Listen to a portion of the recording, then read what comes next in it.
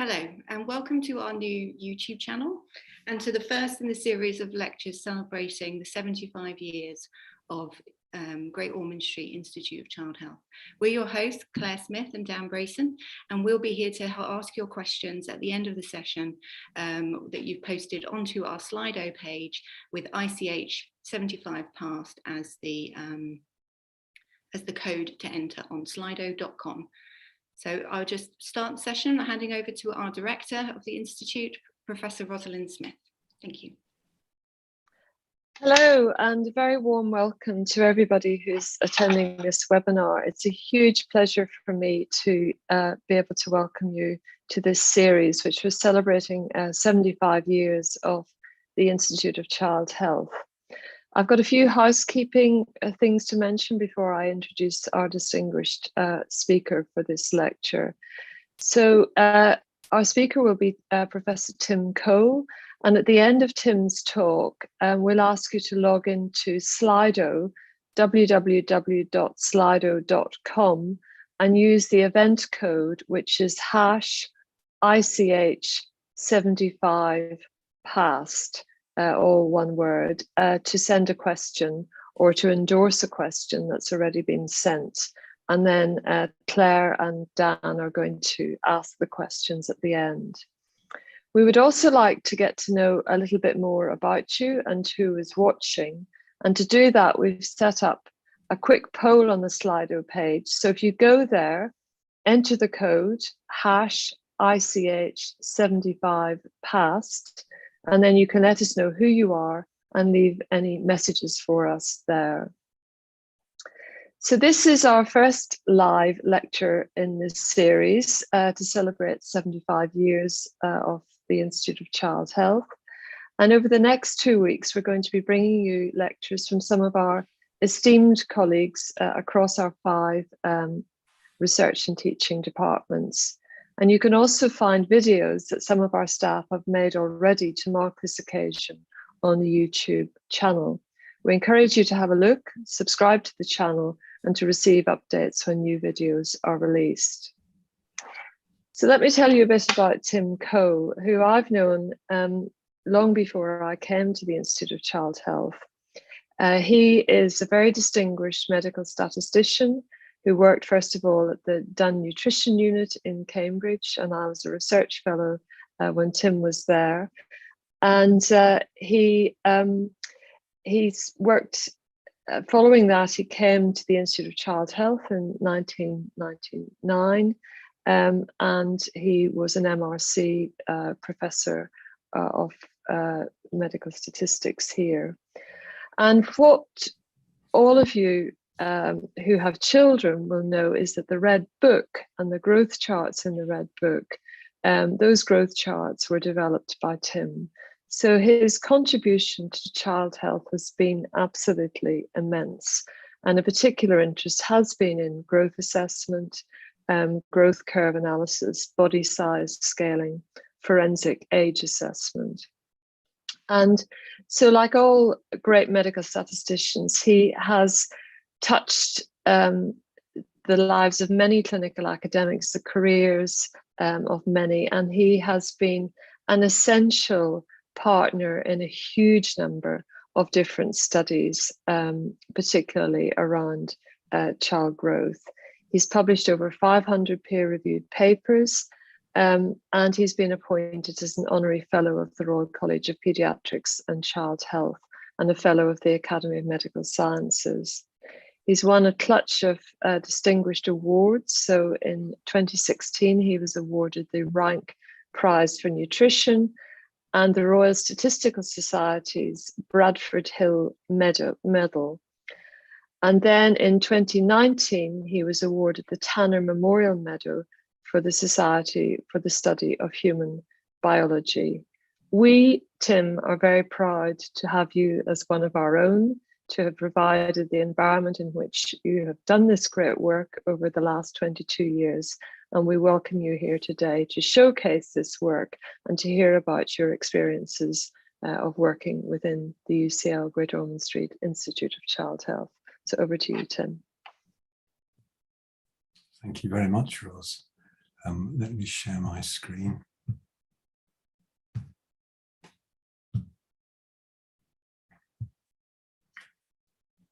Right, well, hello. Thank you very much again, Ross, for the very kind introduction. So this is my title, Time Past, 75 Years of the Institute of Child Health. It's a talk in two parts. First, I'll tell you a bit about the origins of the Institute of Child Health. And then secondly, I'll tell you some of the work I've been doing on the statistics of child growth. Now, the two halves of the talk both feature in the title in the sense that they both relate to time passing. The period of childhood can be thought of as a window in time. Now, children grow, and when the window shuts, growth stops. So in that sense, childhood, growth, and time all run in parallel. So pondering on that, let's carry on. So let's set the scene. The Institute of Child Health was founded in 1946, 75 years ago. Then 50 years, on its 50th anniversary, it was renamed the University College London Institute of Child Health, UCL, and that reflected the two institutions merging.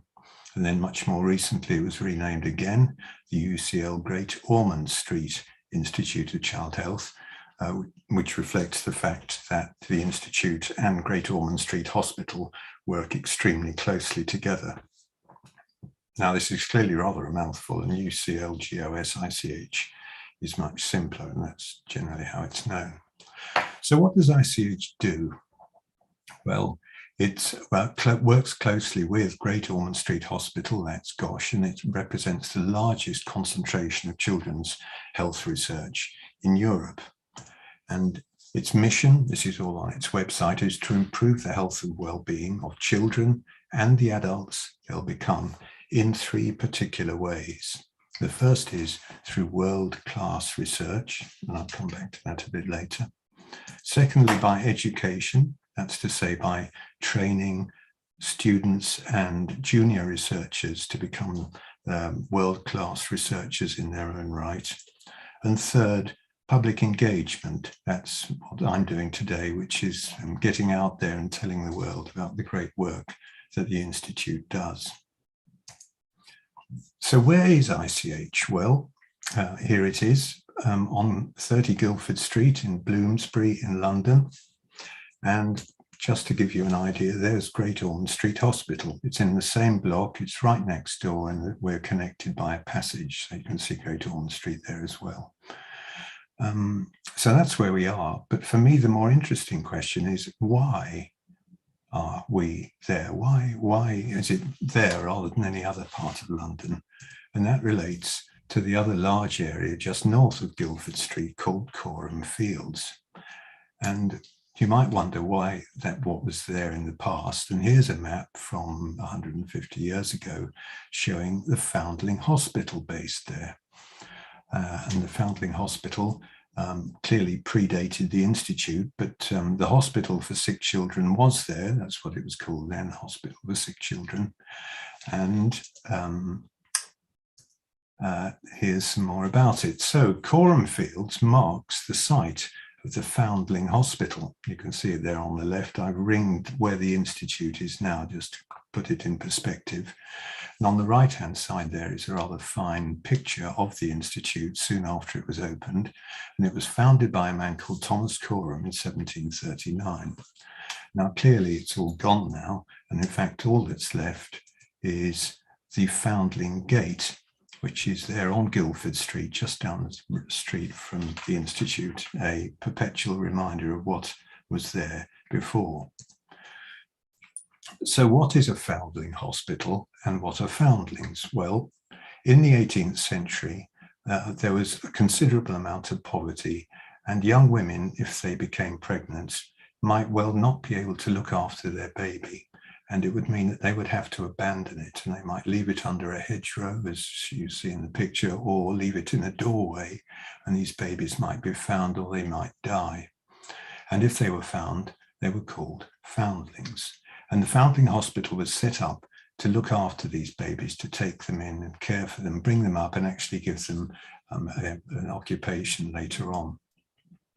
Now, the word hospital in this sense is not like we mean hospital now. It means somewhere that provides hospitality. So the person that founded in the Foundling Hospital was Thomas Coram, who was a quite remarkable man. He was born 350 years ago in Lyme Regis. He became very successful in shipping, and he spent some time in the very young North America.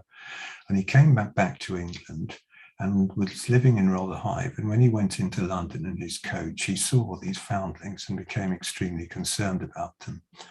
And so he lobbied King George II, then King George II, for help, because he needed him to do the relevant charter. And he had to do this lobbying for 17 years.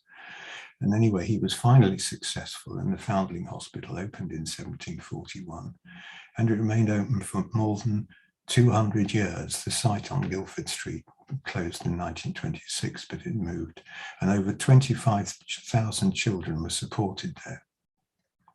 And that explains why Coram Fields is so called. And also there is a children's charity called Coram, again in his memory. Now, if you're interested in the Foundling Hospital and Thomas Coram, then do go along to the Foundling Museum, which is just around the corner from the Institute in Brunswick Square. Now, 90 years after the Foundling Hospital started, the Hospital for Sick Children was founded by Dr. Charles West, and that was at number 49 Ormond Street, not Great Ormond Street at that time. And that was a townhouse, which clearly was very close to the Foundling Hospital. And certainly for me, it seems inevitable that it was there because there was the presence of a large number of young children needing care. Anyway, the Hospital for Sick Children was set up as a voluntary hospital so that parents didn't have to pay to have their children looked after. And it had three aims. They were healthcare and clinical research and nurse training. And to start off with, it was extremely small. It was just Dr. West and a colleague and a surgeon, and they had just 10 beds in this townhouse. Well, of course, since then, the Hospital for Sick Children has grown quite dramatically. So they were seeing many thousands of patients, even in the 19th century.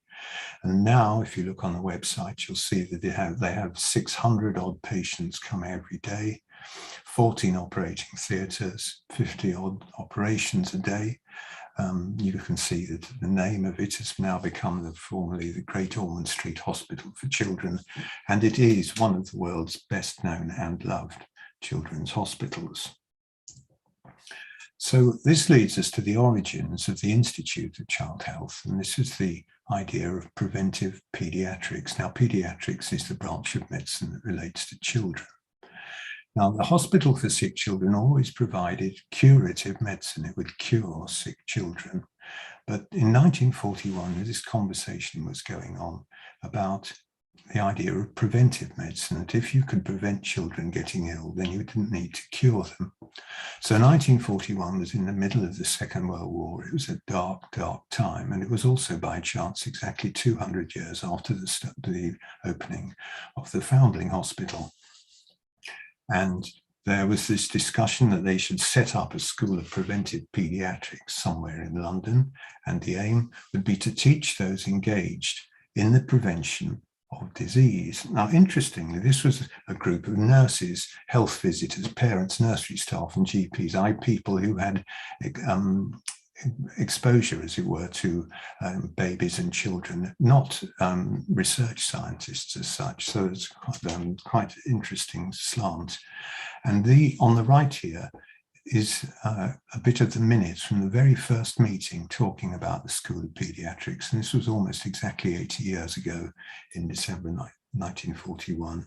And I've lifted that block from the minutes, and Dr. Lightwood instanced the recent developments by the Toronto Children's Hospitals and of the extreme value this had been to the community there. So this is flagging two things: that the hospital is looking abroad for best practice as provided by the Toronto Children's Hospitals, and also that they are recognizing the benefit of preventive medicine to the community, the idea of public health. Well, the Institute was born, as it were, on the 1st of January 1946, and the director was Alan Moncrief, who was appointed to the chair, the Professor of Nuffield Professor of Child Health. And with him, he had his Dean, Dr. Wiley, and two assistants, Drs. Illingworth and Bonham Carter.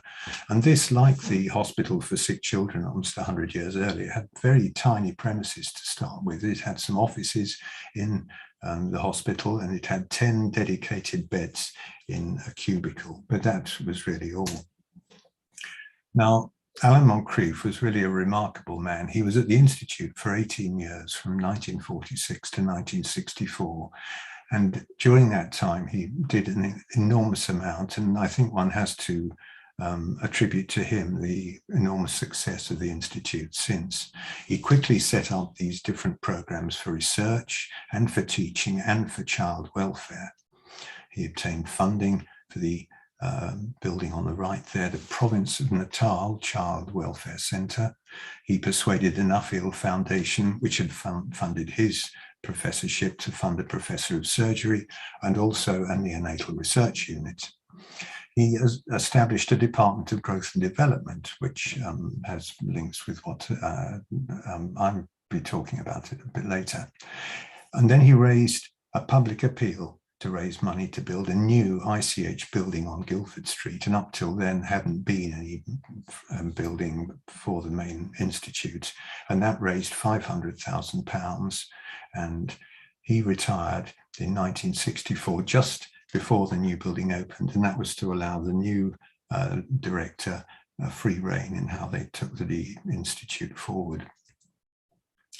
Now, in 1995, they celebrated 50 years of the Institute. This is a little bit of a curiosity, because for an institute founded in 1946, I'm unclear why they celebrated the anniversary in 1995, but there you go. Anyway, there was one quote in there which was prescient. Together, we have the potential to become one of the best medical schools in the world. And this brings us to now, where we are with the statistics of ICH. So on the right is Professor Ros Smith. Again, thank you for your introduction, Ros. She has been director since 2012 and has been leading the Institute excellently in that time. And just to give you a scale of the operation, we've now, roughly speaking, 560 staff, 75 professors, of which I should say 4 of them are professors of medical statistics, 150 principal investigators, that's to say senior researchers, 500 students, PhD and MSc, £200 of £1 million of research funding currently, and 1,200 peer-reviewed papers published each year.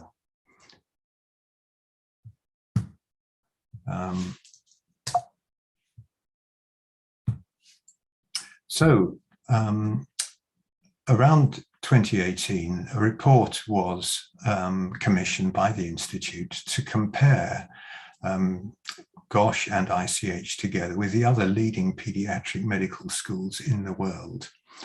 And this graph compares 8 of these institutes, of which the pale blue is Toronto. So that is the Toronto Children's Hospital that we saw back in 1941, and then Melbourne and Paris, and then GOSH is dark blue up at the top. And this is a plot of the research papers published, and that's along the bottom of the graph here. And so there's between 2,000 and 10,000 papers published in this 5-year period, 2012 to 16. So all of these outfits are really big hitters. They're producing thousands of papers in the 5 years. And then on this axis here, we're measuring impact. And impact is how often one's research papers are cited. So 1 there indicates an average rate of citation, and numbers above that indicate above average. And what we see is that of those 8 institutes, 2 of them stand out in terms of impact. Melbourne is at the top, and then GOSH ICH is second. And this provides clear evidence that GOSH ICH is a world leader in paediatric research. It is right up there. Right, so that was the Institute. And now this is me. This is a brief history of Tim. So I was born in 1946 in Sun Coalfield, and in 1970 I married the lovely Angie Pick. Those were the two key life events in my early days. I went up to Cambridge University planning to be an engineer, and I emerged from Oxford University as a medical statistician. Now, there is one other detail about my birthday. I was born on the 22nd of November. Now, those of you that are watching this live will recognize that today is the 22nd of November. Today is my 75th birthday. Yay, my birthday, happy birthday, 75 years old. Happy birthday to me. Yeah, sorry about that. Right, moving on, my brief history. So in 1970, my career started, so that was 51 years ago. And as Ros said, I went to the Medical Research Council pneumoconiosis unit. That's to say, the disease of coal miners, of dust on the lungs. And then in 1975, I went to the MRC Dun Nutrition Unit in Cambridge. And during that time, my 4 children grew up and acquired partners. And then 1998, 1999, I came to the UCL Institute of Child Health, as it then was. And during that time, I acquired 10.5 grandchildren, as it were. It was in 2015. You note the half grandchild on the left in the tummy, and I'm pleased to say that she's since become a full grandchild. So a question for you: what is it that children do that adults don't? And the answer is they grow. So what would be an obvious thing to study at an Institute of Child Health? And again, the answer would be child growth. And that is what I do. But in fact, there is a far better reason to assess child growth, and that's because it is really, really good at detecting whether or not children are ill. So as a general rule, children who are happy and healthy grow well, and children who are sick and or sad grow poorly. And so you just have to measure their height and their weight, and this gives you a very good idea about their state of health. And this is a much more potent indicator than is available for adults. So that's really useful. Now, I'm a statistician and I'm interested in statistics and child growth. And statistics is something that a lot of people have real problems with. It's a mathematical science concerned with data handling, and it works with large data sets. And the problem that people have with it is that it involves variability, uncertainty, unpredictability. And the aim is to usefully summarize the data, but there is this problem: how is one going to do that given the uncertainty? And so I've got a little example for you, and it's all related to pinball machines. On the left there, we have a picture of the Victorian game Bagatelle. In the middle is a pinball machine, and on the right, for the younger listeners, is The Wall, a TV quiz game. And all of them involve balls rolling under gravity and bouncing off pins. Now, the Galton board, or quincunx, was first described in 1873, and this involves a pile of balls stuck up at the top, which then roll down, bouncing off those pins and collect in those bins at the bottom, and you get that characteristic bell-shaped curve. Now, this is a more recent model of it, and you see all the balls or beads at the top just starting to fall through the pins and collecting at the bottom. And this is what they look like after they have all fallen through. Now, it's actually fun to watch this in real time. So here we go. Now watch the bell curve grow at the bottom. Watch how it grows with time. There, isn't that amazing? So the important thing is that the data come out as a bell-shaped curve, which looks just like that. Now, ponder on this. If you've taken any individual ball at the top of that before we set it running, you would have absolutely no idea where it was going to go. Its likely path is completely unknown. And yet you get this very clear pattern or distribution of fallen balls, which is entirely consistent. You could see as it grew that the bell-shaped curve retained its shape all the way through. And so that was, in a sense, entirely fixed. So we can say that we know we're going to get balls in the middle of the distribution. They're going to be common, and we know that they're going to be rare at the ends. Now, statisticians are really interested in distributions because they represent a powerful summary of potentially large numbers of underlying data. And this particular distribution is very close to what's called a normal distribution. And I'll show you how we can use a normal distribution. So this is a normal distribution, and imagine now this is being applied to height.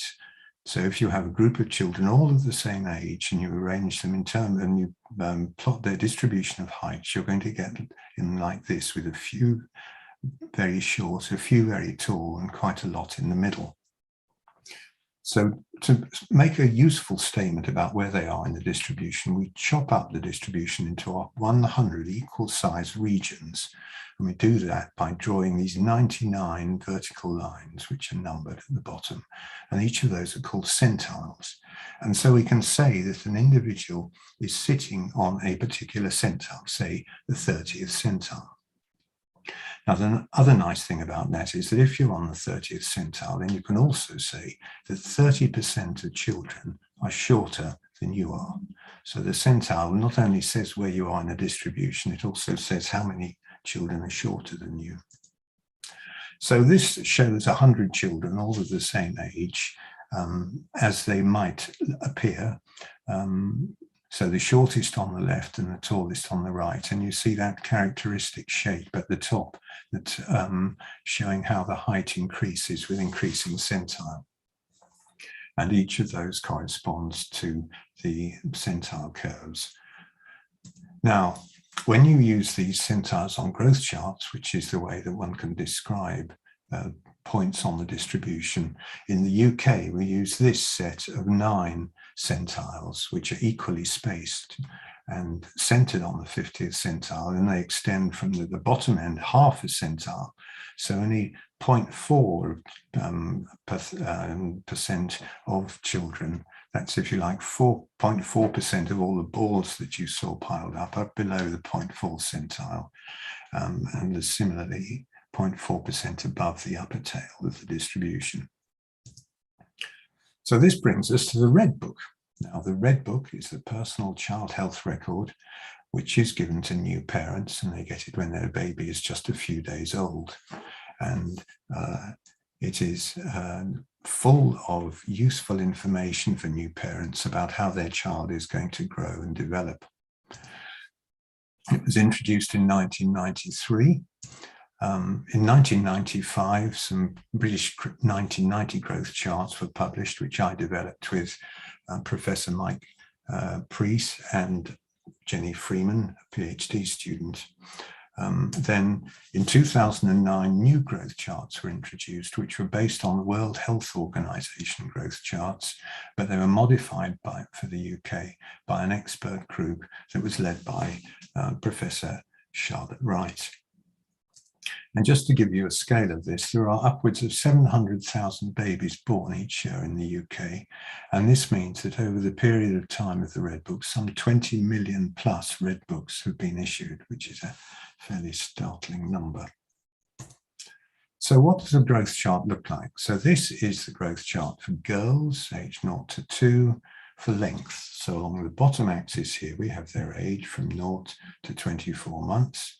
And on this axis, we've got their length from 44 to 98 centimeters. And then up the middle, we've got these centile curves, which tell us about the distribution at each age. Now, those are the numbers that correspond to each centile, which I showed you before. And there is the normal distribution that is represented by these centiles. And so at this end, the centiles are very close together, and then they get wider apart. And the 50th centile in the middle increases with age. And in broad terms, babies grow along these lines. So we can plot a baby there of 4 months and 62 centimeters. But then we might also see a child who was relatively short on a low centile or tall on a high centile. And then if we have two measurements, we can plot them and join them together and see how they're growing compared to the centiles. And that child is growing parallel to the centiles. This child is crossing down, and this child's crossing up. So the growth chart provides a lot of information about whether your baby is tall or short, and also whether it's growing faster or slower than average. Now that was height, but this is weight. Weight is more tricky because it doesn't have normally distributed centiles. If we look here, those are the centiles that you see for height, which are symmetric. But for weight, I don't know if you can see that the tail to the right is longer than it is to the left. So there's skewness. And so that's represented on the centiles. So this tail is stretched upwards, and you can see those centiles are further apart than those. And to an extent there as well. And so one needs to be able to represent this skewness in the centiles. And this leads us to the question, how are we going to construct these growth charts? We've got to estimate the shapes of these centile curves to represent the underlying data. And so we need data from lots of children, many thousands potentially. And in the past, going back a long way, these centile curves were drawn by hand. But now people tend to use the LMS method, which I developed with Peter Green, Professor Peter Green. And then we published that in 1992. I'm going to quickly show you a simplified version of the LMS method.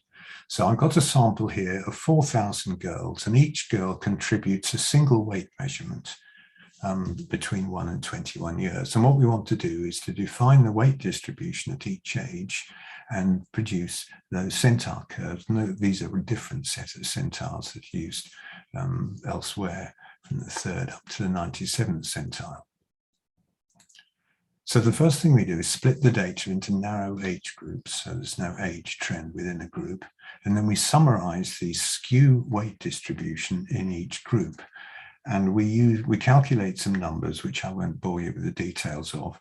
Skewness is measured by lambda, the Greek letter lambda. I should say mathematicians love using Greek letters because it doubles the number of letters that they can use in their formulae.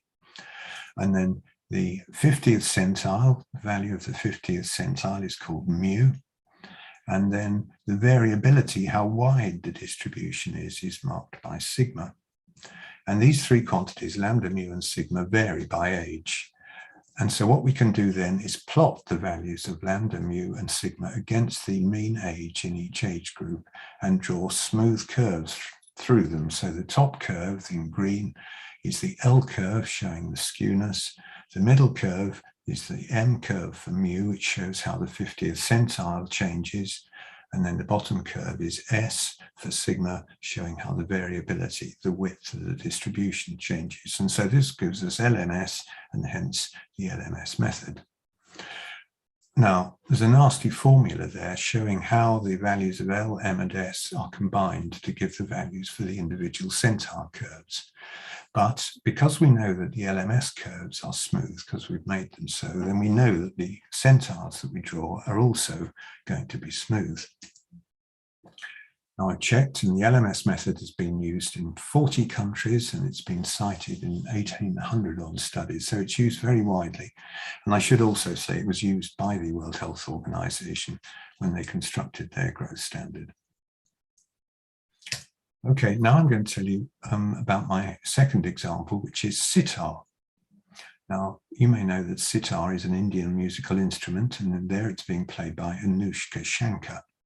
But it is also a form of growth curve analysis. And I first published this back in 2010 with my colleagues, Dr. Malcolm Donaldson and Professor Yoav Ben Shlomo. And I will now explain it to you. I first need to explain to you what a growth curve is. And so since this is a historical talk, I'll tell you about the first published growth curve, which was published in 1777. It was a young man called François Guénaud de Montbéliard, who was born in 1759. So he was born about 20 years after the Foundling Hospital opened.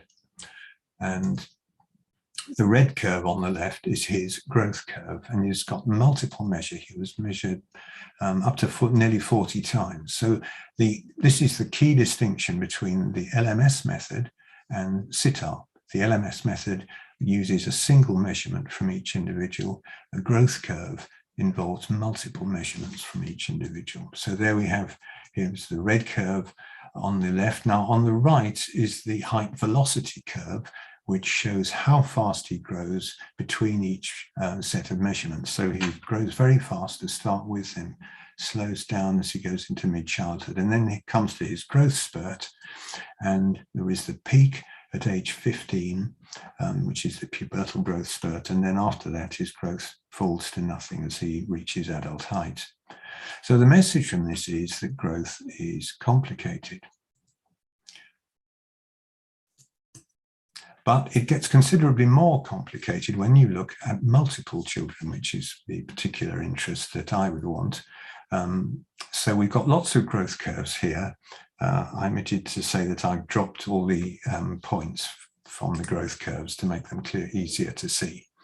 So here we've got an apparently chaotic pattern. This looks a little bit, if you like the balls piled up on the Galton board at the beginning. There's no structure there at all. There's no obvious pattern. But what I'm going to show you is that actually there is a strong pattern, but it's hidden because of the difference in the heights of the individuals. So what we've got here is 12 girls, but this, I kept the number small so you can see what's going on, but it applies to hundreds or even thousands of individuals. But they differ in terms of their height, and they differ in terms of the timing of their pubertal growth spurt. And actually the curves are all the same shape. And I'm going to show this using mathematical ideas of translation and rotation. So what you need to do is to imagine each curve has been printed on card separately, and this card is then translated. That's to say it's moved up and down, left and right, and it's also rotated. So I'm doing things with the card that one can do by just moving it about. Now here are the cards here, and the curves are now being translated vertically. Now they're being translated horizontally, and now they're being rotated. And there, all the curves are sitting on top of each other. So the vertical translation plus the horizontal translation plus the rotation has led the curves all to be the same shape. So all the curves are the same shape. Now, I think that's pretty magical. I don't know about you.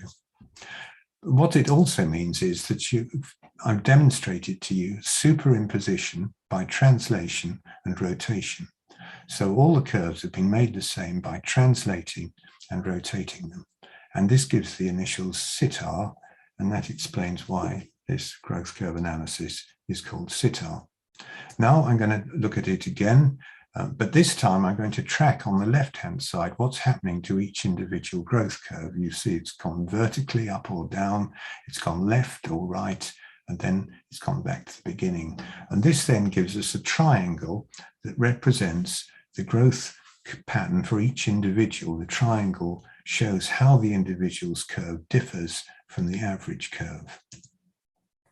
So what we have here is, on the left now, I've added the rotation to those triangles, so you can see they've been rotated.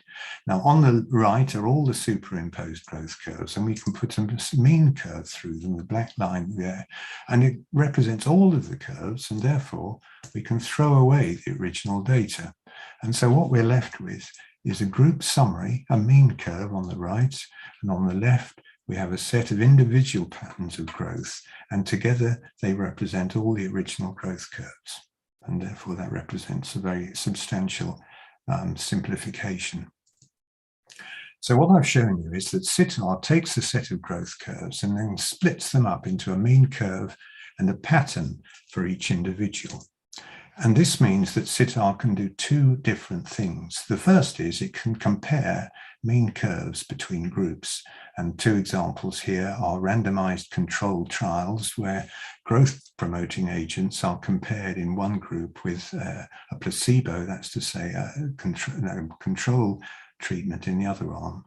And oxandrolone, which is an anabolic steroid, is given to girls with Turner syndrome, that's a genetic disorder, and it's been shown to, centiile shows that they are 5 centimeters, 2 inches taller if they are given that oxandrolone, which is dramatic. In contrast, another randomized controlled trial looked at the effect of calcium supplement, another bone nutrient, in Gambian boys. And here the effect was to make the boys grow faster, but it also meant that they stopped growing earlier and they ended up 3 centimeters shorter. So that was counterintuitive.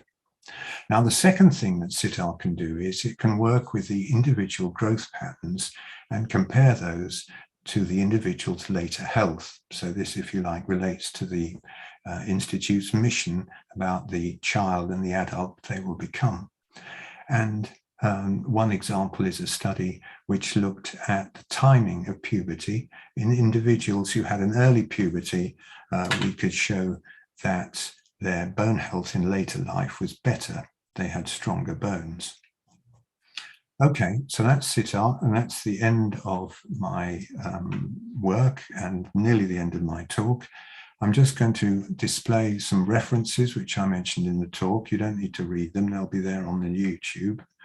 And that brings me to what I've spoken about. So I told you about the origins of ICH, the Foundling Hospital, the hospital for sick children, which became GOSH, the idea of preventive pediatrics and the fact that ICH is now a world leader. I told you about my research, the LMS method for growth charts and centiile for growth curves. And I hope you've seen the common link between them. Both of them involve the passage of time, the growth and operates through childhood, and it stops when childhood stops. And finally, happy 75th birthday to ICH and to me. Yay!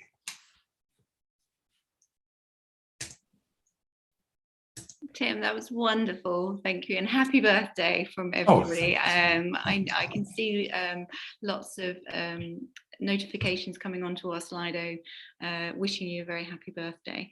And that just reminds me to remind everybody that if you have any questions for Tim or Roz, then please submit them now on our Slido page, slido.com. And then you can enter the code hashtag ICH75past. And we will get to ask you some questions as soon as they come in. And one of the questions that's already come in, it says, what a fascinating presentation. You're clearly dedicated to your work and hence spending your 75th birthday with us. What's your favourite memory of your time at ICH? Memory of my time at ICH. Well, it's been wonderful working with all the people there. It's rather hard to pick out an individual moment. Let's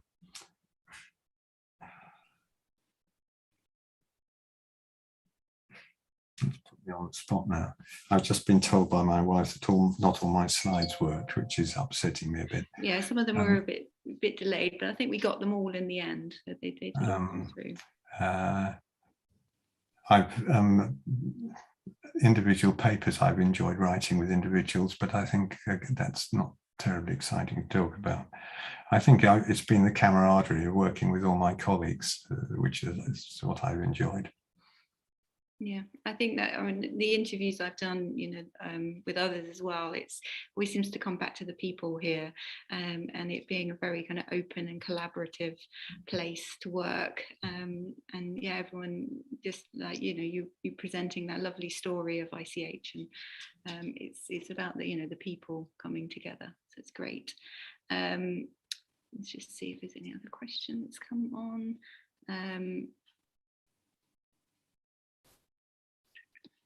What do you enjoy most about your job, Tim?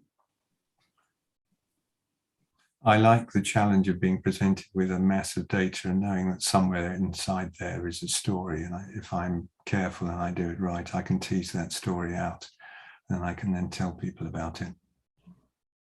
Yeah, that's great. So I've got a question for Roz as well. You video on. You there, Roz?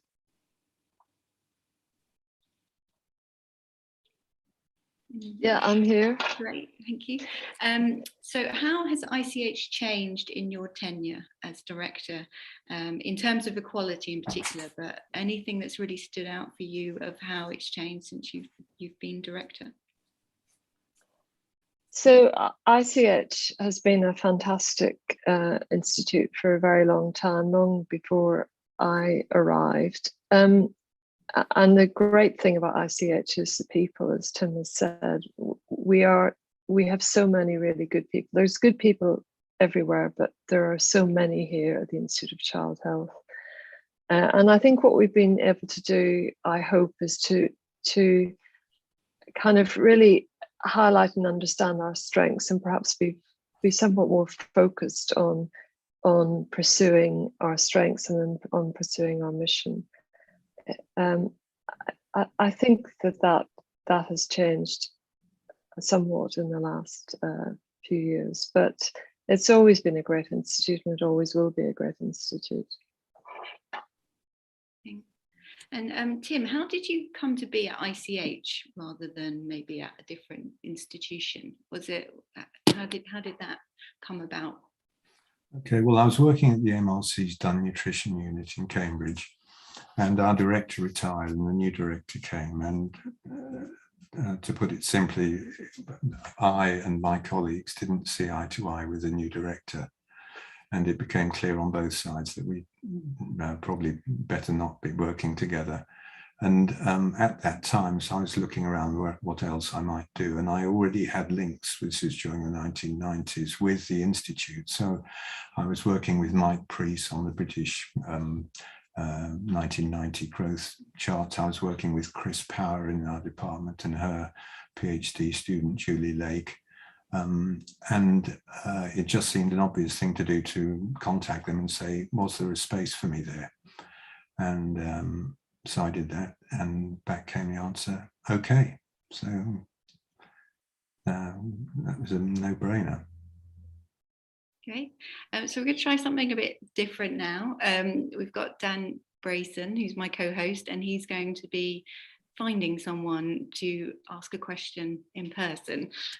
So it's testing the technology. Someone on the spot, yes. Yeah. Dan, are you there?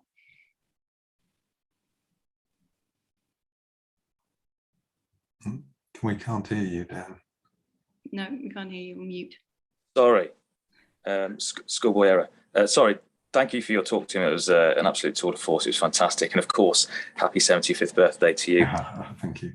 Right here, I've got one of our research assistants who's been watching your talk and is very keen to ask a question to. So I'm going to introduce you to Matthew Siddle. So Matthew, if you'd like to ask your question. Oh, hi Tim. Happy birthday. Matthew. So my question was, how did you come to make the transition between sort of and mechanical engineering to biostatistics, and what sort of informed that change? Well, it was serendipity again. I did my engineering degree at Cambridge, and at that time you could do the full degree in 2 years. You could do it in 2 or 3 years. This was a hangover, believe it or not, from the war, but I went up there 20 years later, but it was a hangover. And it meant that you could, at the end of your second year, have a whole year in front of you with nothing to do. And so I chose, and you just have to fill your time effectively, and they give you a certificate of diligent study. And I did a course on industrial management, which included some statistics. And I rather enjoyed the statistics, and my lecturer encouraged me to pursue it. And he'd been to Oxford, so I suggested I get there too, which I managed to do. And so that's what led me into that. And I've got a medical family. Both my parents and my brother are medics. So the idea of doing medical statistics worked very well. Thank you, Tim. I'll hand back over to you, Claire, if that's okay. Yeah, great, thank you. I've got a question on Slido from Professor Stephen Marks. It says, many thanks for an excellent talk, Tim. Yes. We're now having increasing obesity with increasing weight and BMI. How do we work out centiles for the next decade? Well, that's actually very simple. The short answer is we don't. Because if we work out new centiles, we will legitimize the current raised centiles of children. At the moment in the UK, we use centiles, which I constructed based on children in 1990. And so, for example, you have the 98th centile for BMI, for body mass index. And there ought to be 2% of children above the 98th centile. And as we all know, the percentage is far, far higher than that. But if we now recalculate centiles using children now, well, then we will renormalize them and all the centiles will move up. And you'll then have 2% above the 98th centile, but that won't really help us at all. Because it will pretend that we've solved the obesity problem. We have to work with a historical reference, which is the one that we've got. And only using that can we document by how much our children have got fatter compared to like 30 years ago. Great, thank you very much. Question for Ros now. What's been the biggest challenge in your career?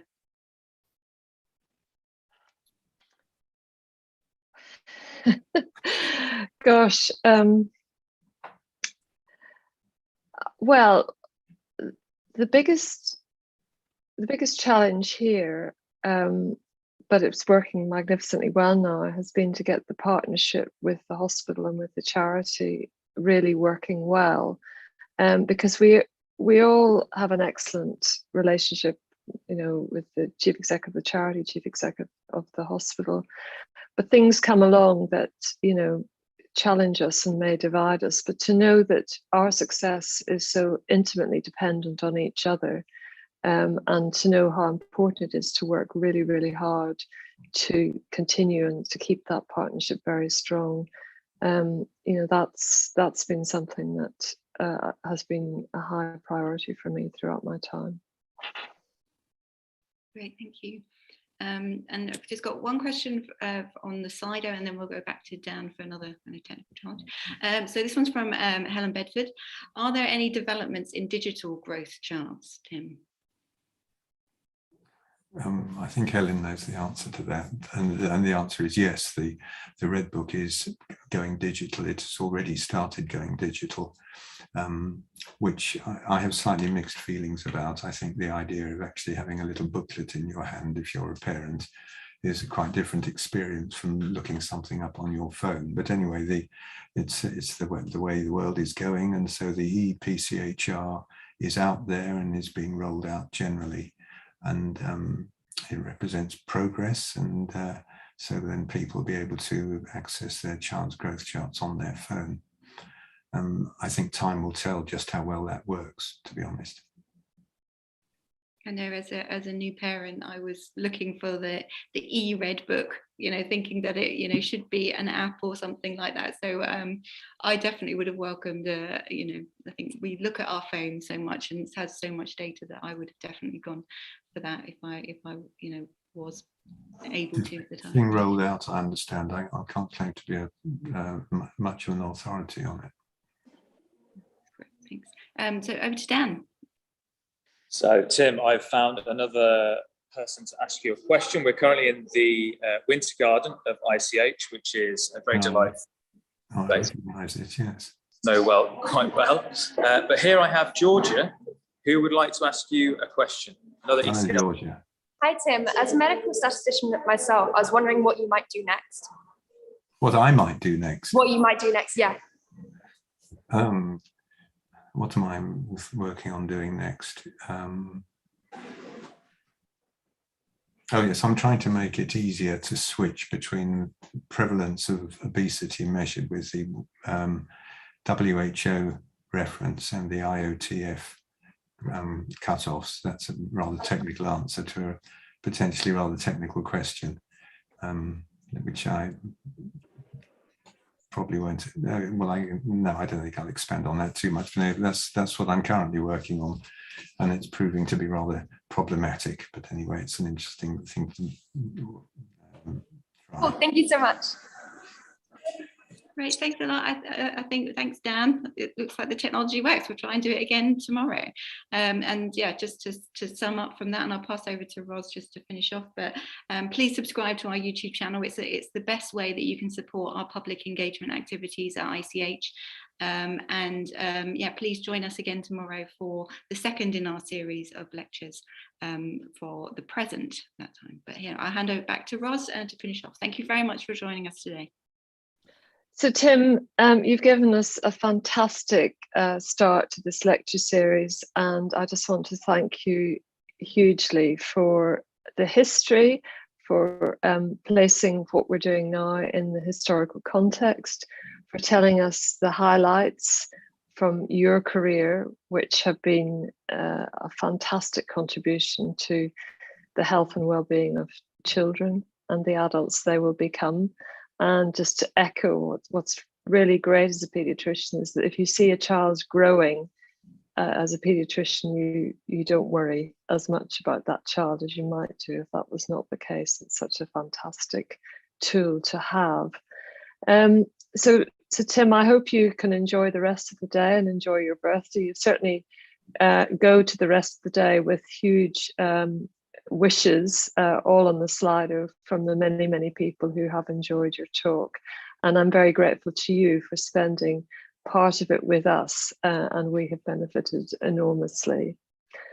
I want to give a flyer for tomorrow's lectures, which are the present, and they're going to be delivered by Professors Manju Kurian and David Long. So let's see you again on the same channel at 2 p.m. tomorrow. But thanks to everybody, and thanks especially to Tim for everything that he has given to us in the last hour. Thank you. Thank you.